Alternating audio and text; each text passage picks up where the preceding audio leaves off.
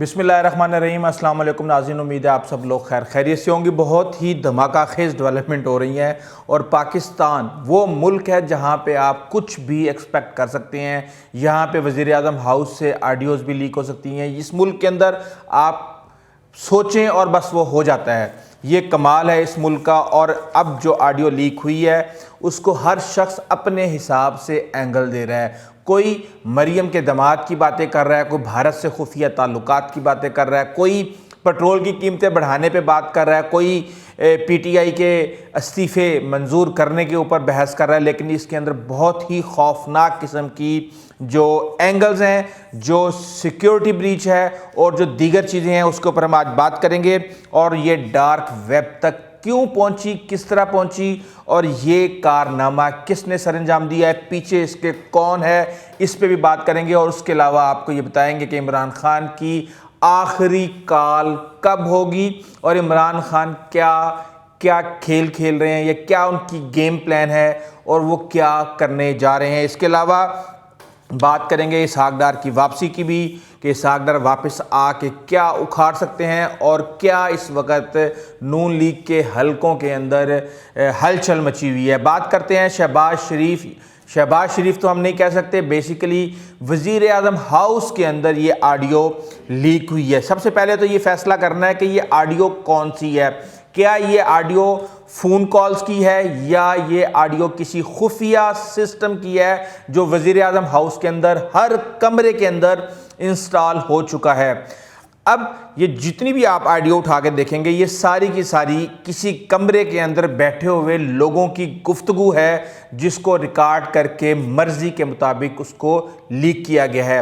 अब सवाल ये पैदा होता है कि ये किसकी जुर्रत है और ये कौन ये हरकत कर सकता है। ये यकीनन वही लोग कर सकते हैं जो कि वज़ीर आज़म हाउस की टेक्निकल स्वीपिंग और सारी जो बगिंग है, डीबगिंग के जो जिम्मेदार हैं। आईबी का एक पूरा इदारा है जो इसकी रिस्पॉन्सिबिलिटी है जिसकी, वो ये मिलके करता है। कहा यह जा रहा है कि जो सियासी तकसीम है इदारे भी उसका हिस्सा बन चुके हैं और अपनी अपनी मर्जी की चीज़ों को लीक किया जा रहा है और इस लीक के बदले बड़ी बड़ी ऑफर्स को कबूल किया जा रहा है। ग्रुप बने हुए हैं, एक पीटीआई का ग्रुप है और एक पता नहीं नून लीग का तो कोई ग्रुप है भी या नहीं है।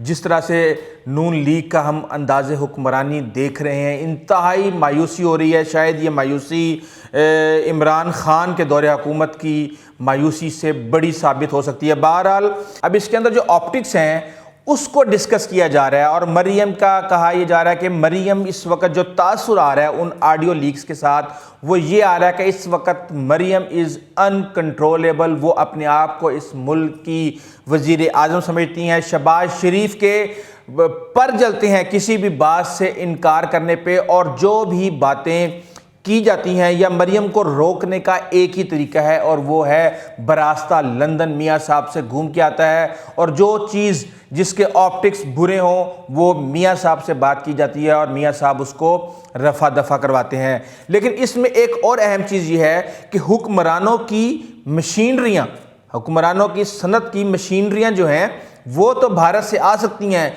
लेकिन गरीब आदमी का आलू और टमाटर भारत से नहीं आ सकता। वो इनको 300-300 रुपये किलो ही ख़रीद के इस्तेमाल करना पड़ेगा। कितनी शर्म की बात है।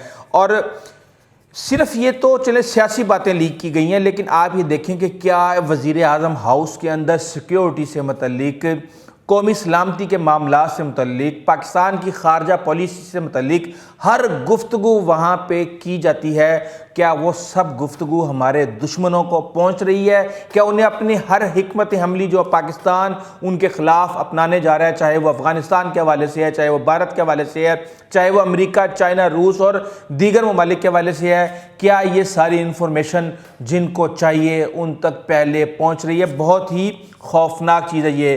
सिर्फ एक मरियम और शहबाज शरीफ की ऑडियो लीक नहीं हुई, कई ऑडियोज़ इसके अंदर आई हैं और कहा यह जा रहा है कि ये 2.5 से 8 GB तक का ऑडियोज़ का डाटा है जो कि डार्क वेब पे पेश किया गया। अभी डार्क वेब पे अगर पेश किया गया है तो डार्क वेब पे ये क्यों पेश किया गया है?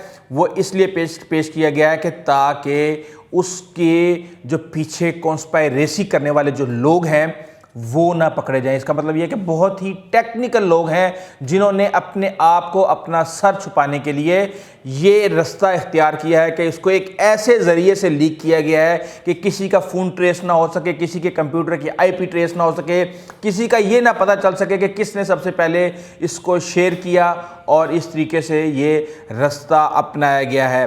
اب جو سسٹم لگا ہوا ہے وزیر اعظم ہاؤس کے اندر، آپ یہ دیکھیں کہ اس کو روکنے کی جو ذمہ داری ہے جن لوگوں کی، کہا یہ جا رہا ہے کہ وہ خود لوگوں سے ملے ہوئے ہیں۔ وہ کیسے ملے ہوئے ہیں کہ عمران خان، آپ اکثر یہ دیکھتے تھے کہ عمران خان دھوپ سیکنے کے بہانے لان میں اپنی کرسیاں لگوا کے بیٹھتے تھے اور وہاں پہ انتہائی اہم گفتگو کی جاتی تھی۔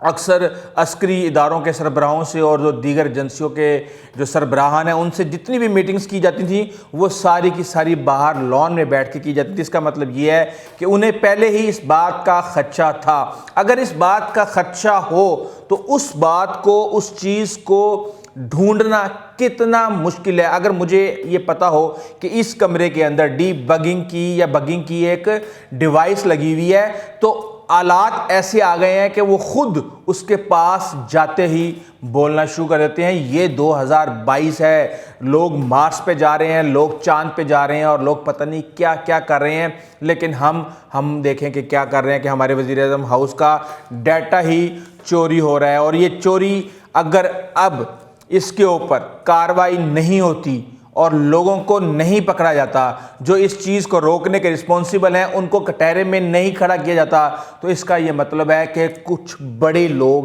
اس کے اندر شامل ہیں جو کہ اس معاملے کو پہ مٹی ڈالنے کی کوشش کر رہے ہیں اور صرف سیاسی فائدہ اٹھانے کی کوشش کی جا رہی ہے۔ ظاہر سی بات ہے سیاسی فائدہ تو عوام سے اٹھانا تھا، تو اس لیے عوام کے سامنے یہ آڈیوز آ گئیں۔ جنہوں نے دوسرے فائدے اٹھانے ہیں وہ تو اپنے پاس یہ آڈیوز رکھ کے بیٹھے ہوں گے، چاہے وہ قومی سلامتی کے حوالے سے ہو، چاہے وہ خارجہ پالیسی کے حوالے سے ہو، چاہے وہ دیگر چیزوں کے حوالے سے ہو۔ ان کا تو کسی کو پتہ ہی نہیں ہے کہ کون کون سی کتنی آڈیوز اب تک لیک ہو چکی ہیں۔ دیکھتے ہیں اس حوالے سے کیا کارروائی ہوگی اور کیسے ہوگا، لیکن یہ ان آڈیوز نے ایک چیز ایکسپوز کر دی ہے کہ شہباز شریف شاید وزارت اعلیٰ کے لیے اس وقت بالکل بھی صحیح کینڈیڈیٹ نہیں ہے۔ ان کے اوپر اتنے پریشرز ہیں کہ وہ خود ایک کٹ پتلی وزیر اعظم کے طور پہ پیش ہو رہے ہیں۔ کچھ باتیں ان کو میاں صاحب سے اپروول لینی پڑتی ہے، کچھ باتوں پہ ان کو اسحاق ڈار کو کنونس کرنا پڑتا ہے، کچھ باتوں پہ انہیں آصف زرداری کو کنونس کرنا پڑتا ہے۔ آصف زرداری سے جان چھوٹتی ہے تو مولانا فضل الرحمان پہ آ جاتے ہیں، مولانا فضل الرحمان سے جان چھوٹتی ہے تو ANP پہ آ جاتے ہیں۔ 20 جماعتوں کی جب حکومت ہوگی تو ظاہر سی بات ہے پھر اسی طرح ہوگا کہ 72 وزراء ہوں گے، مشیر ہوں گے اور وزارتیں کم ہوں گی اور وزراء زیادہ ہوں گے۔ یہ اب بات کرتے ہیں عمران خان کے نئے ڈرامے کی۔ میں اس کو ڈرامہ اس لیے کہوں گا کہ عمران خان اس وقت عوام کی طاقت کو اپنے بیانیے سے اکٹھا کر رہے ہیں، لیکن وہ ریلائی نہیں کر رہے اس کے اوپر، وہ صرف اور صرف اس کو پاور شو کرنے کے لیے اقتدار کے جو حلقے ہیں جن کے پاس طاقت ہے ان کو پریشرائز کرنے کے لیے استعمال کر رہے ہیں۔ ان کی کوئی اسٹریٹجی نہیں ہے، بیک گراؤنڈ کے اندر وہ مذاکرات کر رہے ہیں، ڈیلیں کر رہے ہیں، اپنے لیے فائدے اٹھانے کی باتیں کر رہے ہیں اور عوام کو آزادی کی باتیں سنا رہے ہیں، غلامی کی ایک زنجیریں توڑنے کی باتیں کر رہے ہیں۔ اگر غلامی کی زنجیریں توڑنی ہے تو توڑو، چلو آگے نکلو، لوگ تیار بیٹھے ہیں آپ کے پیچھے آنے کے لیے۔ آپ انتظار کس بات کا کر رہے ہیں؟ کہتے ہیں جی کال تب دوں گا جب ایک بال سے، ایک گیند سے 3 وکٹیں گر جائیں گی۔ کیسے گرائیں گے جناب؟ آپ یہ وکٹیں گرانے کی کوشش پچھلے 20 سال سے کر رہے ہیں، آج تک تو کوشش آپ کی کامیاب نہ ہو سکی۔ تو اب اس کا مطلب یہ ہے کہ آپ نے ایک نئی ٹرک کی بتی کے پیچھے آپ نے لگا دیا ہے اور آپ کو خود نہیں پتا کہ آپ نے یہ کال کب دینی ہے، بس عوام کو لارے لپوں پہ لگایا ہوا ہے اور کوشش یہ کر رہے ہیں کہ جتنا زیادہ ٹائم آپ گین کر سکتے ہیں بیک ڈور ڈیلنگز کے لیے، ڈیلوں کے لیے، ڈھیلوں کے لیے وہ کر لیں۔ اگر اس میں کامیاب نہ ہوئے تو پھر آپ کو آزادی یاد آئے گی، پھر آپ کو امریکہ کی غلامی سے نجات یاد آئے گی، پھر آپ کو سارے سسٹم اور کرپشنز یاد آئیں گے اور پھر آپ کو دیگر چیزیں یاد آئیں گی۔ اب یہ کہتے ہیں کہ جی میں کال اس وقت دوں گا جب میرے دشمن یہ سمجھیں گے، جب میرے یہ دشمن یہ سمجھیں گے کہ عمران خان پیچھے ہٹ گیا۔ اس کا مطلب یہ ہے کہ عمران خان نے ایک دفعہ پیچھے ہٹنے کی حکمت عملی پہ غور کرنا شروع کر دیا ہے۔ اس حوالے سے ان کا ایک بیان بھی آ چکا ہے کہ میں اسمبلیوں میں جانے کے لیے تیار ہوں اگر امریکی سیفر کی تحقیقات شروع کر دی جائے۔ ظاہر سی بات ہے اس ملک کے اندر آج تک جتنے بھی کمیشن بنے ہیں، جتنی بھی تحقیقات ہوئی ہیں، کسی کا نتیجہ آج تک عوام کے سامنے نہیں آیا۔ ان کو اسی طرح لالی پاپ دے کے یا یہ عوام کو لالی پاپ دے کے اور بہانہ بنا کے واپس چلے جائیں گے اسمبلیوں کے اندر اور پھر وہی پرانی تنخواہ پر کام کرنے پر تیار ہو جائیں گے۔ آخری کال کہتے ہیں جی میں دوں گا، جو بھی کال دوں گا وہ آخری کال ہوگی اور اس کے بعد کوئی مارچ اور دھرنا نہیں ہوگا۔ میرا مطالبہ صاف اور شفاف انتخابات ہیں، جب تک یہ نہیں ہوتے تحریک جاری رہے گی۔ بہت اچھی بات ہے صاف اور شفاف الیکشن، لیکن ابھی یہ لگ رہا ہے کہ چاہے آرمی چیف کی تعیناتی ہو، چاہے کوئی اور معاملات ہوں، عمران خان کی بالکل نہیں سنی جا رہی اور عمران خان صرف اور صرف پریشر بنانے کی کوشش کر رہے ہیں اور کوشش وہ یہ کر رہے ہیں کہ تمام کے تمام معاملات بیک ڈور ڈیلنگ سے حل ہو جائیں، جو کہ حل ہوتے نظر نہیں آ رہے، کیونکہ گزشتہ دنوں میں آرمی چیف سے ان کی ملاقات کے بارے میں بہت سی باتیں سامنے آ چکی ہیں اور جس طرح وہ ایک ضدی بچے کی طرح اٹھ کے چلے گئے اور دیگر چیزیں ہیں وہ بھی سب کے سامنے آ چکی ہیں۔ اب بات کرتے ہیں اسحاق ڈار کی۔ اسحاق ڈار کے بارے میں فوری خبریں آ رہی ہیں، کہا یہ جا رہا ہے کہ بس وہ آج آئے، کل آئے، پرسوں آئے اور جس دن وہ آتے ہی انہوں نے حلف اٹھا لینا ہے اور وہ یہاں کے نئے وزیر خارجہ یعنی پاکستان کے نئے وزیر خزانہ جو ہیں وہ اسحاق ڈار ہوں گے اور مفتاح اسماعیل جو ہیں وہ ان کی ٹیم کا حصہ رہیں گے اور حصہ بنے رہیں گے۔